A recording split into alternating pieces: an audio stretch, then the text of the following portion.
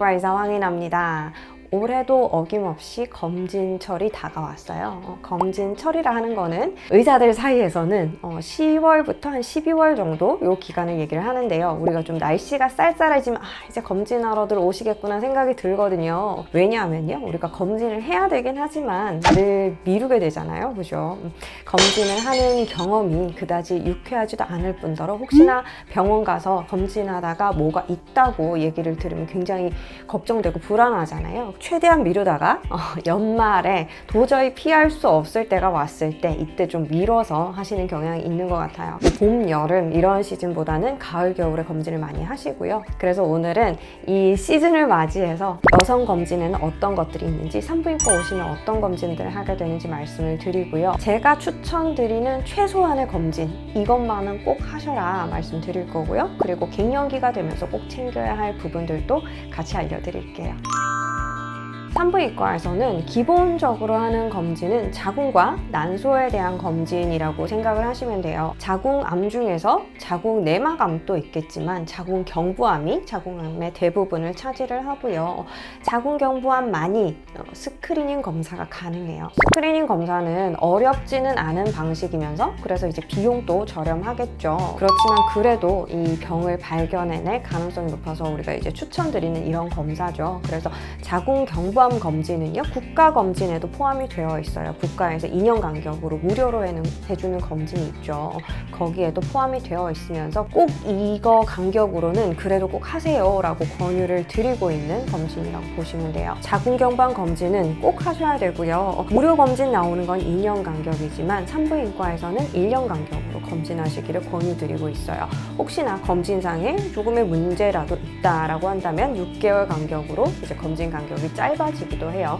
어쨌든 1년 간격으로는 자궁경부암 검진은 꼭 하셔야 되고요. 그리고 이제 자궁경부암을 일으키는 바이러스가 있어요. 우리가 흔하게 HPV라고 얘기하는 인유두종 바이러스인데요. 얘가 이제 자궁경부의 세포를 변형을 시키고 결국에는 시간이 지나면 암으로 가게 만드는 거예요. 그래서 이 바이러스도 굉장히 여러 가지 종류가 있는데요. 그 중에서도 고위험군에 속하는 바이러스들은 암과 굉장히 밀접한 관련이 있어요. 그렇기 때문에 내 자궁경부에 이 바이러스가 있는지, 그 중에서도 고위험군 바이러스가 있는지 이거를 파악하는 것도 굉장히 큰 도움이 돼요. 그래서 이 자궁경부암 검진을 받으실 때 인유두종 바이러스 검사 같이 하시라고 말씀을 드리고요. 그리고 또 자궁경부에 대해서 할 수 있는 검사는 자궁경부 확대경이라는 게 있어요. 산부인과에서 검진을 하시게 되면 그 질을 벌려서 자궁경부를 이렇게 쳐다보게 되거든요. 그런데 자궁경부가 바로 눈앞에 있지가 않고요. 굉장히 이제 먼 위치에 있게 되고 이런 병변들을 이제 명확하게 볼 수 없는 경우도 있어요. 그래서 눈으로 봐서 금방 진단이 가능한 경우도 있겠지만 그래도 확대해서 약물을 뿌려서 보게 되면 훨씬 더 잘 보이거든요. 그래서 이런 방식의 검사를 통해서 이 검사의 정확도를 좀 높일 수가 있어요. 우리가 아까 말씀드린 이제 스크리닝 검사의 경우에는 저렴하고 흔하게 할 수 있고 쉬운 방법인 반면에 100% 진단을 해내고 이렇지는 않아요. 진단율이 높지는 않거든요. 그래서 우리가 바이러스 검사도 추가를 하고 자궁경부 확대경을 같이 봄으로써 이 진단의 확률을 높이는 거예요. 그래서 그냥 이제 솔로 긁어서 세포 검사만 내는 것보다는 이제 눈으로 보고 문제가 되는 부분이 보인다 했을 때는 바로 조직 검사를 하는 것이 검사의 정확도를 훨씬 더 높여줄 수 있는 방법이에요. 산부인과 오실 때는 산부인과 의사, 전문의에게 진료를 보게 되면 이런 옵션들을 설명을 드려요. 그래서 우리가 자궁경부 암 검사를 하시면서 인유두종 바이러스 검사, 그리고 자궁경부 확대경 검사 이렇게 좀 정밀하게 하시겠어요? 하고 여쭤볼 거예요. 그럴 때는 이제 웬만하면 요 3가지 검사는, 자궁경부에 포함되는 요 3가지 검사는 챙겨서 하시는 게 좋아요. 자궁경부암이 지금 예방접종을 많이 하시면서 그 발병률이 굉장히 줄어들기는 했어요. 그래서 굉장히 많은 포션을 차지하고 있는 암은 아니게 되었는데요. 그래도 여성암 중에서 굉장히 이제 심각한 경과를 가지고 큰 문제를 일으킬 수 있는 암이기 때문에 검진은 꼭 꼼꼼하게 하시는 거를 추천을 드려요. 그리고 또 하는 검사가 초음파 검사예요. 초음파 검사를 해야 우리가 이제 자궁의 형태라든지 자궁 근종 같은 거, 자궁 성근증이나 내막의 상태나 이런 것들을 파악할 수 있는 거는 초음파 검사밖에 없어요. 어떤 분들은 간혹 작년에 제가 자궁 검진을 했는데 혹이 없다고 했어요 라고 하시고 병원 오시는데 초음파 검사를 해보면 혹이 굉장히 여러 개 있는 분들도 있어요. 자궁 근종은 갑자기 생기는 게 아니거든요. 작년에 없었는데 올해 갑자기 이게 생겨서 여러 개가 막 보이고 이렇지는 않아요. 그래서 제가 작년에 정말 뭐 초음파 검사했는데 발견이 안 됐나요? 여쭤보면 초음파 검사는 안 했어요. 저는 국가에서 나오는 자궁암 검사만 했어요. 이렇게 얘기를 하세요. 자궁암 검사, 이거 무료 검사는요, 자궁 경부암만 보는 거예요. 그래서 뭐 자궁의 혹이라든지 난소의 혹이라든지 이런 것들은 보실 수가 없어요. 그렇기 때문에 내가 혹 같은 것도 확실하게 보고 싶다. 그리고 난소에 생기는 조그만 낭종 같은 것들이 혹시나 암으로 변하지 않을지, 모양이 이상한 건 없는지 확인하고 싶다 이러셨을 때는 꼭 초음파 검사를 같이 하셔야 돼요. 난소암에 대해서는 지금은 표준 검사가 없어요. 이걸로 스크리닝 하세요 하는 원툴이 없단 말이에요. 그래서 우리가 보는 방식은요, 초음파 검사를 해서 난소에 정말 초음파상으로 보이는 혹 같은 게 있는가를 확인을 하고요.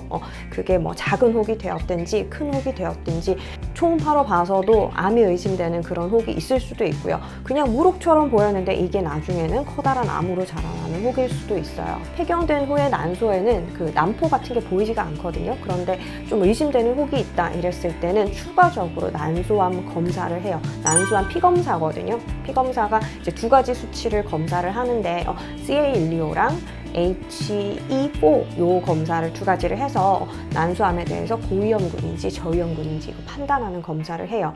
그런데 이거를 우리가 자궁경부 암 검사처럼 루틴으로 권유하지 않는 이유는요, CA125 같은 경우는요, 자궁 근종만 있어도 올라갈 수 있고요, 자궁 성근증이 있어도 올라갈 수 있고, 그냥 난소암에서만 올라가는 수치가 아닌 거예요. 이런 것들을 이제 종합해서 보는 소견으로서 도움을 준다 뿐이지, 이거 하나만으로 난소암입니다, 이거 수치 높으니까 난소가 문제가 있습니다, 이렇게 얘기할 수는 없기 때문에 우리가 이제 세포 검사 하는 것처럼 난소는 이제 뱃속에 있잖아요. 검사하기가 쉽지가 않아요. 그래서 뭐 초음파랑 이런 피검사 수치를 종합해서 난소암에 대한 판단을 내려야 돼요. 그래서 제가 이제 추천드리는 검사는요, 기본적으로 자궁경부암 검사, 자궁경부 확대경, 그리고 암 일으키는 바이러스인 인유두종 바이러스, 요거를 검사를 하시고요. 그리고 이제 초음파를 봐서 자궁에 있는 혹, 난소에 있는 혹 파악을 하셨으면 좋겠어요. 초음파에 이상이 있다고 했을 때는 난소암 검사도 이제 피검사로 해서 한번 해보시는 게 의미가 있고요. 전체 뭐 건강검진 하실 때 직장에서 이렇게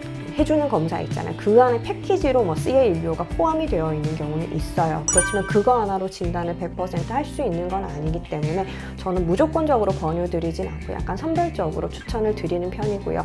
그래도 나는 모든 거에 대해서 스크리닝 하고 싶다 하시는 분들은 같이 검사하셔도 돼요. 충분히 뭐 도움이 될 수 있고, 만약에 수치가 높아져 있다 했을 때는 초음파를 볼 때도 조금 더 꼼꼼하게 보게 되겠죠. 그리고 유방에 대한 검사가 있어요. 유방에 대해서는 유방 촬영이 있고요. 유방 꽉 눌러서 찍는 검사요. 그게 있고 초음파가 있어요. 촬영을 하는 거가 이제 기본적인 검사예요. 우리가 이제 암이 있었을 때 그래도 판별력을 가장 높게 보는 검사가 촬영이기 때문에 이거를 하고 있고요. 40세 이상의 여성은 2년에 한 번씩 이게 무료 검진이 가능하세요. 그런데 검진을 해보시면요, 이게 유방이 작은 분은 작아서 힘들고요, 큰 분은 눌려서 아파서 힘들고요. 그래서 힘들어 하시는 분들이 꽤 많아요. 한번 검사를 받아보신 분들이 다음부터는 저는 이 검사는 안 하고 싶어요, 빼주세요 얘기하시는 경우가 많거든요. 그래서 이 검사를 하는 장비도 자꾸 업그레이드가 되어 와서요. 그전에는 무조건 이제 꽉 눌러서 찍는 거, 그거가 이제 그런 정확한 검사를 위한 최대한의 툴이라고 생각을 했다면, 지금은 적당한 정도로만 압박을 해서 거기서 딱 멈추는 이런 기술이 개발이 되어 있거든요. 저도 아픈 건 너무 싫어해서 유방 검진을 했는데 너무너무 힘든 거예요. 그래서 저희 병원에서는 최대한 안 아픈 장비 구비를 해놓고 있고요. 어쨌든 그런 식으로 이제 눌러서 찍는 검사를 하게 되면 유방 안에 있는 석회화를 잘 발견할 수가 있어요. 석회화는 암의 어떤 종류에서 흔하게 보이는 건데요. 양성 석회화가 있고 악성 석회화가 있어요. 악성 석회화가 암에서 보이는 소견이죠. 그래서 그거를 굉장히 또렷하게 명확하게 볼 수 있기 때문에 굉장히 의미 있는 검사인 거예요. 우리가 초음파를 보면요, 초음파로 뭐 혹이나 뭐 섬유선종 같은 거, 물혹 같은 거 이런 것들은 굉장히 쉽게 발견할 수가 있지만 의외로 이 석회화는 초음파에서 잘 보이지 않는 경우가 많아요. 그래서 촬영을 해서 그걸 가이드로 초음파를 볼 수 있으면 훨씬 더 집중된 검사가 가능하고 놓치지 않는 검사가 가능한 거죠. 우리가 촬영을 하시면요, 대부분의 경우에 80%, 90% 정도는 치밀 유방이라는 얘기를 들으실 거예요. 치밀 유방이라는 거는 그 자체로 뭐가 나쁜 거는 아니에요. 아시아계 여성의 대부분이 치밀 유방을 가지고 있어요. 치밀 유방이라는 건요, 유방이 대부분은 지방 조직으로 되어 있고 유방 실질 조직, 그러니까 정말 유선이랑 유즙을 만드는 이런 부분들이 많지는 않아요. 그렇게 이제 구성이 되어 있는데 치밀 유방을 가지신 분들은 지방보다도 이 유선 조직이 빽빽하게 있는 거예요. 우리가 꽉 눌러서 찍는 이 촬영을 했을 때 뭐 전체 그 구별이 잘 되지 않고 혹도 잘 보이지 않고 빽빽한 하얀색만 보이는 거예요. 그랬을 때는 우리가 촬영을 해서 혹덩어리를 발견하는 거, 그리고 석회화, 숨어있는 석회화를 찾는 거, 이게 쉽지 않을 수 있거든요. 그렇기 때문에 이런 치밀 유방으로 결과가 나오시는 분들은 꼭 초음파를 같이 보세요라고 권고를 해요. 우리나라 여성의 대부분은 치밀 유방이시기 때문에 유방 초음파 검사를 병행하시는 게 좋고요. 어떤 분들은 유방 촬영이 아프고 힘드니까 어차피 치밀 유방으로 나오는데 그냥 초음파만 볼래요 하시는 분들이 있거든요. 그런데 이 툴 두 가지가 상호 보완 작용을 해주는 거예요. 그래서 촬영으로 석회화를 더 잘 볼 수가 있고요.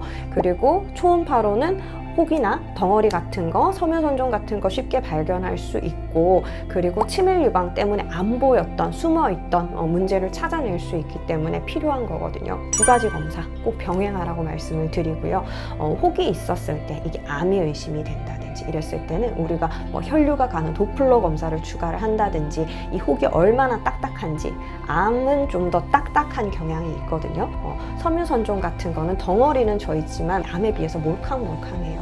그래서 그런 것들을 경도를 파악할 수 있는, 얼마나 딱딱한지를 알 수 있는 뭐 횡파탄성 초음파 같은 것도 요즘 나와 있거든요. 그래서 초음파를 보시면서 이게 정말 문제가 될 수도 있을 혹일 것 같다, 뭔가 명확하게 감별이 되지 않는다 했을 때는 횡파탄성 초음파도 추가적으로 보면서 진단의 정확도를 높일 수도 있어요. 그리고 제가 갱년기 검진에서 권유를 드리는 것들은요, 갱년기가 되면서 우리 몸은 굉장히 많이 바뀌거든요. 그래서 이때 가장 문제 생길 수 있는 것이 고혈압이 처음으로 생기는 분들이 있고요. 생활 습관은 뭐 그대로인데 계속 이제 살찐다는 분들 있죠. 그런 분들은 이제 고지혈증이 생길 수 있어요. 두 번째 고지혈증, 그리고 뼈가 약해지는 골다공증. 이렇게는 갱년기가 되면서 갑자기 시작되는 분들이 너무 많아요. 그래서 우리가 뭐 치료를 할 때 기본적으로 뭐 간 기능 검사, 콜레스테롤 검사, 혈압도 재보고 이런 것들을 물론 하겠지만, 안 하고 있었다면 꼭 챙겨서 해보실 검사는 혈압 재보시는 거, 콜레스테롤 수치 확인하시는 거, 그리고 골밀도 검사, 요렇게는 갱년기 즈음에서 꼭 해보셨으면 좋겠어요. 이 시기부터 골다공증 시작되는 분들 너무 많고요. 고지혈증 약 드시기 시작하는 분들도 많고, 저혈압이라고 걱정했었는데 갑자기 고혈압이 돼서 약 드시는 분들도 많아요. 그래서 이런 것들에 대해서는 뭐 병원 가면 물론 이런 것들 다 챙겨서 검진을 해주겠지만, 종합검진이 아니라 내가 하나하나 가는 검진을 한다 했을 때는 의사가 혹시나 빠뜨리는 부분에 대해서는 저 이 검진 또 해주세요 라고 얘기를 하셨으면 좋겠어요. 뭐 내 건강을 내가 지키는 거니까요. 내가 미리 알고 있다면 조금 더 퀄리티 있는 검진으로 건강 지키실 수 있을 것 같아요. 오늘 또 영상 봐주셔서 감사합니다. 다음 시간에 또 뵐게요. 바이바이.